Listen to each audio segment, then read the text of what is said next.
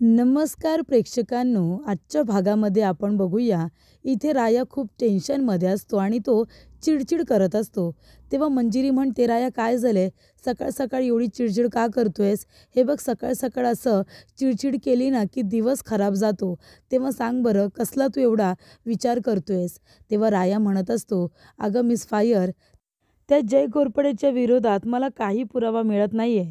तो कुठून तो औषध आणतो आणि तुला कधी देतो ते आपल्याला काहीच कळत नाही. त्याचा विचार करतोय मी. तेव्हा इकडे आता मंजिरी म्हणत असते की त्यासाठी आपल्याला त्याचा मोबाईल हवा आहे आणि मोबाईल आपला काही त्याचा आपल्याला बाहेर मिळणार नाही आहे. त्याचा मोबाईल आपल्याला घरामध्येच गायब करावा लागेल. तेव्हा इकडे राया म्हणत असतो की मिस फायर, काय तुझ्या डोक्यात चाललंय काय? अगं त्याचा मोबाईल आपण घरामध्ये कसा काय मिळवायचा?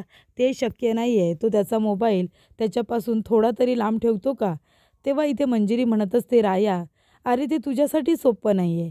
ते माझ्यासाठी सोपं नाही आहे, पण ते तिच्यासाठी सोपं आहे ना. तेव्हा राया म्हणत असतो की कुणासाठी सोपं आहे? काय बोलतेस तू मिस फायर? तेव्हा मंजिरी म्हणत असते, राया, अरे प्रेमासाठी माणूस काय काय करतो, तीही करेल ना तुझ्या प्रेमासाठी. तेव्हा राया म्हणतो, हे काय बोलतेस तू माझ्या प्रेमासाठी? कुणाबद्दल बोलतेस? तेव्हा इकडे मंजिरी म्हणत असते, अरे ती आहे ना, ती नर्स, तिला बोलवते मी आता इथे. ती आहे ना तुझ्यासाठी वाटेल ते करेल. कारण का, तिचा जीव जडलाय ना तुझ्यावरती. तू तिला आवडायला लागलायस, त्याच्यामुळे तुला जे हवंय ना ते ती करायला तयार आहे. ती तुझी मदतसुद्धा करेल. हवं तर बघायचं आहे का तुला? तेव्हा इकडे आता मंजिरी म्हणत असते, ओ सिस्टर इकडे या. तेव्हा सिस्टर लगेच आहे त्याने म्हणत असते, काय गं मंजिरी, तुला काही हवं होतं का? तेव्हा मंजिरी म्हणते, नाही नाही, मला काही नको आहे, पण रायाला आहे ना तुमच्याजवळ काम आहे. तेव्हा इकडे रायाला म्हणते मंजिरी, अरे सांग राया, जे काय बोलायचं आहे ते बोल. तेव्हा राया म्हणतो, नाही बाबा, मला काही नाही बोलायचं, माझं काही काम नाही आहे तुमच्याकडे. तेव्हा इथे आता मंजिरी म्हणत असते, राया असं काय करतोयस, बोल ना रे. तेव्हा इकडे आता सिस्टर म्हणत असतात, राया बोला ना, काय काम होतं? तेव्हा इकडे राया म्हणत असतो, हे बघा, तुम्ही जर इकडचं तिकडं नाही केलं ना तर मी तुम्हाला सांगतो की माझं तुमच्याकडे काय काम आहे ते. तेव्हा सिस्टर म्हणतात, हे बघा, मी तुम्हाला आतासुद्धा परत तेच सांगते, मी तशी मुलगी नाही आहे इकडचं तिकडं करणारी. आता शेवटचं सांगते आहे मी तुम्हाला. तेव्हा इकडे आता सिस्टरसुद्धा भडकलेले असतात. तेव्हा इकडे राया म्हणत असतो, बरं बरं ठीक आहे, एवढं रागवायची काय गरज आहे? तेव्हा इकडे सिस्टर म्हणतात, बोला काय काम आहे ते मी करेन.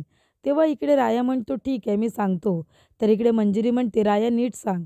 तेव्हा रायाने आता सिस्टरला सगळा प्लॅन समजावून सांगितलेला असतो की जय घोरपडे आल्यानंतर त्याच्या मोबाईलच्या जागी दुसरा मोबाईल ठेवायचा आहे आणि काही करून त्याचा मोबाईल मिळवायचा आहे, असं रायाने सांगितलेलं असतं. राया म्हणतो, होईल ना हे काम? तेव्हा सिस्टर म्हणतात, एवढंच ना, करीन मी. आणि ती आता सरळ तिथून निघून जाते. तेव्हा इकडे मंजिरी म्हणते, बघितलंस ना, अरे तुझ्यासाठी वाटेल ते करायला तयार आहे ती. तेव्हा इकडे राया आता हसायला लागतो. मंजिरी म्हणते, बापरे, किती कामं आहेत ना तुला. आता तिच्या मागे पुढे करायला लागेल, तिला वेळ द्यावा लागेल आणि नंतरला तिच्याबरोबर लग्नसुद्धा करावं लागेल. छान आहे बाबा मुलगी, जोडा तर तुमचा छानच दिसेल. तेव्हा इथे राया आता मंजिरीकडे बघून हसत असतो, कारण त्याला कळत असतं की मंजिरी त्याला आता चिडवते. त्यानंतरला इकडे मंजिरी आपल्या रूममध्ये असते. जय घोरपडे येतो तिची विचारपूस करायला. तो म्हणत असतो, मंजिरी कशी आहेस आता, बरं वाटते का तुला? नाही, इकडे तिकडे चालतेस फिरतेस बोलतेस, याचा अर्थ तुला आता बरं वाटते. अशीच बाबा लवकरात लवकर ठणठणीत बरी हो, कारण बारसं झाल्यानंतर आपल्या दोघांचं लग्न आहे ना, म्हणून म्हणतोय. तेव्हा इकडे आता सिस्टर इकडे तिकडे बघत असतात. जय घोरपडे म्हणतो, झालं, इकडे तिकडे बघून झालं का? आता जास्त वेळ वाया घालवायचा नाही. माझ्या होणाऱ्या बायकोची व्यवस्थित काळजी घ्यायची आहे तुम्हाला, कळलं ना? चला चला कामं करा. रूम कशी व्यवस्थित एकदम क्लीन झाली पाहिजे आणि तिला हवं नको ते सगळं तुम्ही बघितलं पाहिजे. तेव्हा इकडे आता सिस्टर तिला दिलेलं काम करत असते. तेव्हा इकडे सिस्टर आपल्या मोबाईलवरून जयला फोन करत असते. तो मोबाईल रायाने तिला दिलेला असतो आणि त्याच मोबाईलवरून ती जयला फोन करते.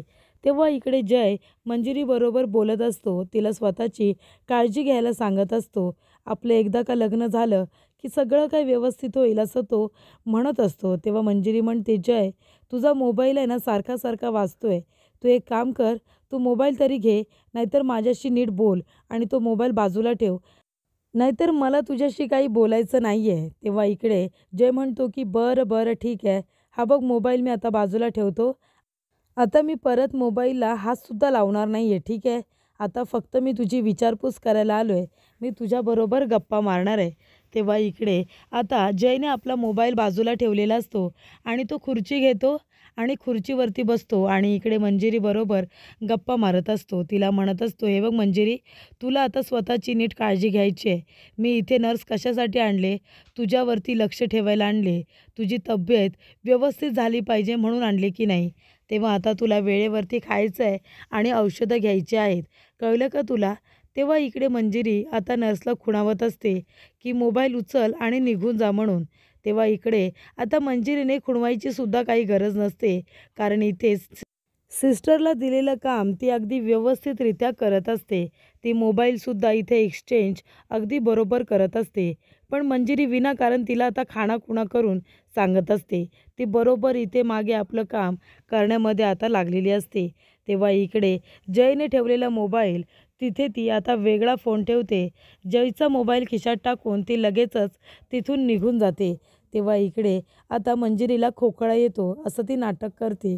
तेवढ्यातच इथे जय म्हणत असतो की काय हवंय? पाणी हवंय का तुला? आणि तो इकडे आता मंजिरीला पाणीसुद्धा द्यायला जातो.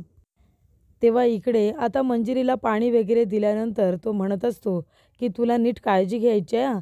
आणि तेवढ्यातच इथे आता नर्स मोबाईल घेऊन तिथून सटकलेली असते. तेव्हा इकडे जय तिच्याजवळ बोलायला जाणार. तो म्हणतो, नर्स गेली का? बरं ठीक आहे, काही हरकत नाही. आणि तो म्हणतो की ठीक आहे, आता बारसं आहे. बारसं झालं की आपली लग्नाची बोलणी होतील. मग आपण दोघंजणं लवकरात लवकर लग्न करूया. ठीक आहे ना? तेव्हा इथे मंजिरी म्हणते की ठीक आहे. त्यानंतर जय आता वेगळा मोबाईल आपल्या खिशामध्ये घेतो आणि सरळ तिथून निघून जात असतो आणि मनामध्ये तो म्हणत असतो की मंजिरी, आता थोड्या दिवसांमध्ये तुझं काम होऊन जाईल की मग तू पण सुटलीस आणि मी पण सुटलो. तेव्हा इकडे राया सिस्टरची वाट बघतच असतो. तेवढ्यातच तिथे नर्स मोबाईल घेऊन जातात आणि म्हणत असतात, हे घे, तुला हा मोबाईल हवा होता ना? तेव्हा इकडे आता राया म्हणत असतो की अरे वा, एवढ्या लवकर तुम्ही हे कामसुद्धा केलं का? खरंच तुम्ही खूपच जास्त हुशार आहात. तेव्हा इकडे आता सिस्टर म्हणत असतात, मग काय, तू म्हणालस ना की काम करायचं आहे म्हणून, मग मी करणारच आणि मी इकडे तिकडे करणारी मुलगी अजिबात नाही आहे. तेव्हा इकडे राया म्हणतो की बरं बरं ठीक आहे, थँक्यू हां. तुम्हाला दिलेलं काम तुम्ही अगदी व्यवस्थितरित्या केलेलं आहे. आता तुम्ही गेलात तरी चालेल. मिस फायर तुमची वाट बघत असतील. जा जा, मिस फायर तुमची वाट बघत असतील. तेव्हा इकडे आता सिस्टर त्याच्याकडे बघत असतात आणि नंतरला लाजूनच तिथून लगेच निघून जातात. तर इकडे राया हा फोन बघत असतो, तर त्याला असतो पासवर्ड. तेव्हा तो म्हणतो, अरे देवा, याला तर आता पासवर्ड आहे. आता हा फोन अनलॉक कसा काय होणार? तेव्हा तो इकडे डिफिकल्टला फोन करतो आणि डिफिकल्टला विचारतो की आता जर मोबाईलचा पासवर्ड जाणून घ्यायचं असेल तर काय करायचं? तेव्हा एका ठिकाणचा ॲड्रेस आता डिफिकल्ट शोधून काढतो आणि तो रायाला देत असतो. तेव्हा इकडे जय घोरपडे बाहेर येतो. तो म्हणत असतो की चला आता लवकरच या मंजिरीचा खेळ संपणार आहे. एकदा का चौथी पुडी दिली की मग अजून हिची तब्येत खाळवणार, असं तो म्हणत असतो. तर इकडे मामाने तयार केलेलं जडीबुटीचं औषध असल्यामुळे मंजिरीला मध्ये मध्ये बरं वाटत असतं, तर तिला मध्ये मध्ये त्रास होत असतो. तेव्हा इकडे आता जय आपला मोबाईल बघतो. तेव्हा तो म्हणतो की अरे, हा मोबाईल कुणाचा आहे? हा मोबाईल तर माझा नाही आहे. माझा मोबाईल जर कुणाच्या हातामध्ये लागला तर खूप मोठा प्रॉब्लेम होऊ शकतो, असं इकडे आता जय म्हणत असतो. तेवढ्यातच तिथून सिस्टर जात असतात. तेव्हा जय तिचा हात पकडतो आणि तिला एका बाजूला घेतो. तेव्हा इथे सिस्टर म्हणत असतात, अहो सर, हे काय करताय तुम्ही? तेव्हा जय म्हणतो, हे बघ, मला सांग माझा मोबाईल कुठे आहे? तेव्हा सिस्टर म्हणतात, मला काय माहिती तुमचा मोबाईल कुठे आहे? तुम्ही कुठे ठेवला असताल ते बघा ना. आणि सर, तुम्ही नीट बघा, तुमचा मोबाईल तुमच्या हातामध्ये आहे. तेव्हा जय म्हणतो की हा मोबाईल माझा नाही आहे. तेव्हा इकडे जय म्हणत असतो, हे बघ, मी तुला इथे घेऊन आलो आहे, माझ्याबरोबर डावपेच नाही खेळायचे. तेव्हा इथे सिस्टर म्हणतात, अहो सर, मी असं का करेन? मी इथे माझं काम करायला आली आहे आणि तुमचा मोबाईल घेऊन मी काय करू? मला काय मिळणार आहे त्याच्यातून? तेव्हा तुम्ही एक काम करा, तुम्ही तुमचा मोबाईल कुठे ठेवला आहेत ना, हे तुम्ही आधी शोधून काढा. तुम्ही रूममध्ये आल्यानंतर मी लगेच रूममधून बाहेर पडले होते ना, मग माझ्यानंतर तिथे जर कोणी आलं असेल तर मला काय माहिती? तेव्हा इकडे आता सिस्टर म्हणतात की मला मंजिरी मॅडम बोलवत आहेत, मी जाऊ का? तेव्हा इकडे जय म्हणतो की ठीक आहे ठीक आहे जा. तेव्हा इथे आता जयने फोन केलेला असतो आपल्या टीमला आणि तो म्हणतो की लवकरात लवकर माझा फोन हरवला आहे, तो ट्रॅक करा आणि कुठे आहे ते शोधून काढा. तेव्हा इकडे आता त्याने बरोबर कामाला लावलेलं असतं आणि तो आपल्याच मोबाईलवरून फोन करून आता ही माहिती मिळवण्याचा प्रयत्न करत असतो.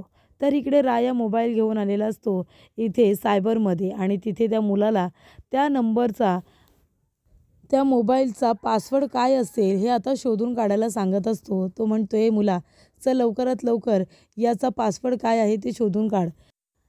तेव्हा तो माणूस म्हणत असतो की राया दादा फक्त मला 10 मिनिटं द्या, मी लगेचच या मोबाईलचा पासवर्ड शोधून काढतो. पण हा मोबाईल आहे तरी कुणाचा? तेव्हा इथे राया म्हणत असतो की हे बघ, नसते प्रश्न विचारू नकोस, तुला जेवढं सांगितलंय ना तेवढं कर, मला फक्त या मोबाईलचा पासवर्ड हवा आहे.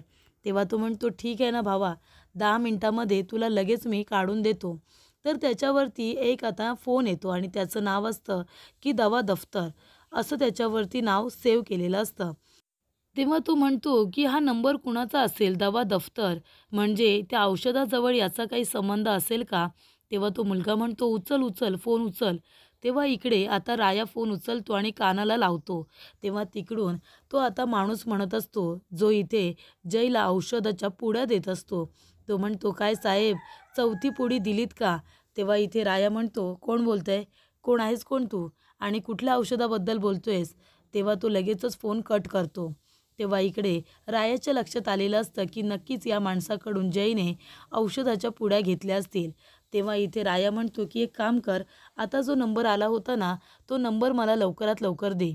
तेव्हा इकडे जय येतो आणि त्याच्या हातातून फोन हा हिसकावून घेतो आणि म्हणतो काय रे राया, अरे तू काय माझा मोबाईल घेतल्यानंतर त्याच्यावरती औषधं कोण देते मला याचे तुला पटापट मेसेजेस येणार आहेत का?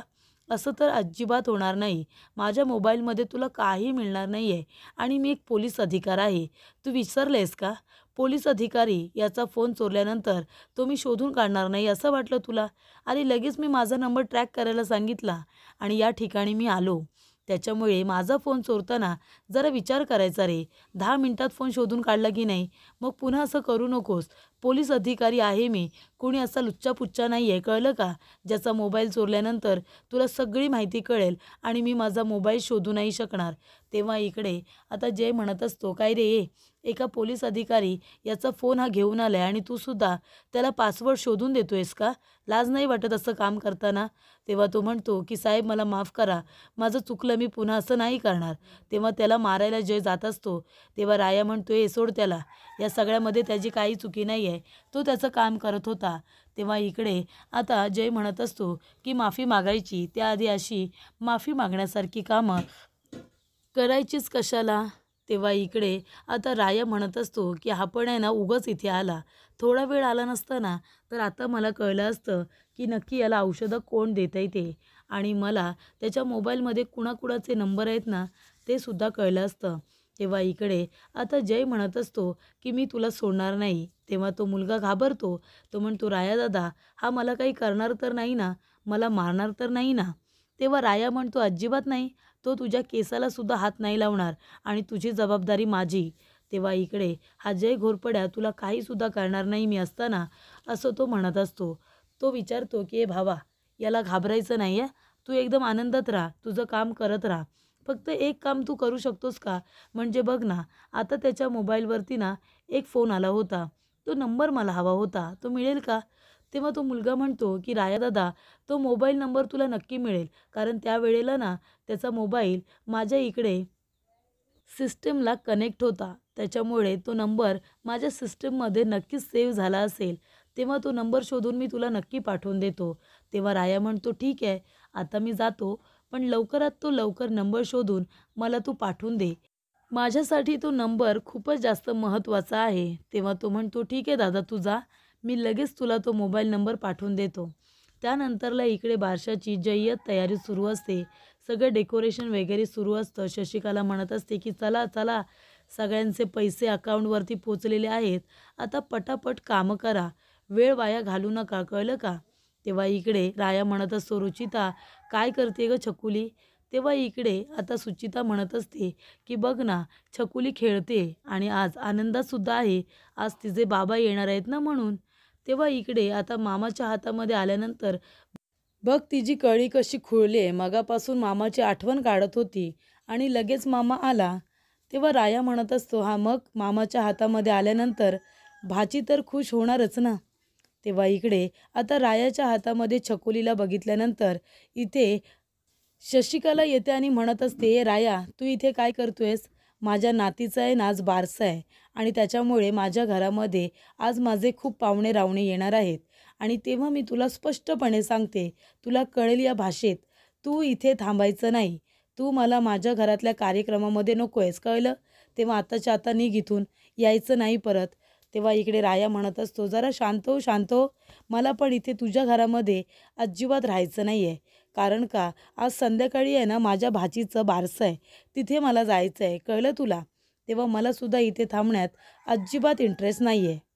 तेव्हा राया तिथून गेल्यानंतर शशिकला म्हणत असते, काय पण बोलतो, आता याची कुठली दुसरी भाची आहे, तिच्या बारशाला जायचं आहे, याला काय माहिती, उगाचच आपलं तोंड दिलंय म्हणून काही बोलायचं. त्याच्यानंतरला इकडे शशिकलाला आता राया त्या घरामध्ये नको असतो आणि म्हणूनच ती त्याला तिथून जायला सांगत असते. त्यानंतर इकडे मंजिरी रायाला चिडवत असते. ती म्हणत असते, काय राया, काय रे मग नर्स कुठे आहे? तेव्हा इथे राया म्हणतो, ए मिस फायर, तू काही बोलू नकोस उगाच, मला चिडवू नकोस. तू मला सांग, संध्याकाळी बारसं आहे, मग तब्येत बरी आहे की नाही तुझी? तेव्हा इकडे मंजिरी म्हणत असते, बरी आहे रे आता, आता मला बरं वाटतंय. तेव्हा इकडे राया म्हणत असतो की हे काय, अजून तू हे खाल्लं नाही आहेस का? चल आधी ही खिचडी पटापट खाऊन घे बरं. ती म्हणत असते की राया, नको रे, मला मला काही खायची इच्छा नाही आहे. तेव्हा तो म्हणत असतो, नाही अजिबात नाही, तुला आता थोडं तरी खावंच लागेल आणि तो तिला स्वतःच्या हाताने भरवत असतो. तेव्हा मंजिरी म्हणत असते, राया बास झालं मला. तेव्हा राया म्हणतो, नाही अजिबात नाही, तुला माझ्यासाठी खावंच लागेल, तुला लवकरात लवकर बरं व्हायचं आहे मिस फायर माझ्यासाठी. ती म्हणते, सगळं भरवल्याशिवाय तू नाही गप्प बसणार ना, दे इकडे माझ्याकडे, मी हातानेच खाते. तेव्हा इकडे मंजिरी रायाच्या सांगण्यावरून आता पटापट सगळं खाते. तिलासुद्धा आता सगळं रायानेच सांगायला हवं आहे प्रेक्षकांनो, त्याशिवाय मंजिरी ना औषध खाते ना इकडे खिचडी भात खाते. राया जणू काही तिची काळजी घ्यायला आहे आणि आता नर्ससुद्धा. तेव्हा इकडे मंजिरी जबरदस्तीने आता सगळी इथे खिचडी खाऊन टाकते. त्याच्यानंतरला राया म्हणत असतो, आणि हे काय, खिचडी तर खाऊन झाली आहे, मग आता हा काढा खायला नको का? चल आता काढासुद्धा पिऊन घे बरं. हे जडीबुटीचं औषध मामाने तुझ्यासाठी तयार करून ठेवलं आहे आणि मामा कोणी साधासुद्धा डॉक्टर नाही हां, खूप मोठा डॉक्टर आहे, बघितलंस ना, त्याला सगळं कळतं, कुठल्या आजारावरती कुठलं औषध द्यायचं हे सुद्धा त्याला माहिती आहे आणि तो बिचारा तुझ्यासाठी इथे आलाय की नाही. चल आता लवकरात लवकर हे औषधसुद्धा घे बरं. तेव्हा इकडे तो म्हणतो की मिस फायर, तुला माझ्यासाठी बरं व्हायचं आहे. तेव्हा ती म्हणते, काय म्हणालास? तेव्हा तो म्हणतो, नाही, तुला त्या रायासाठी बरं व्हायचं आहे.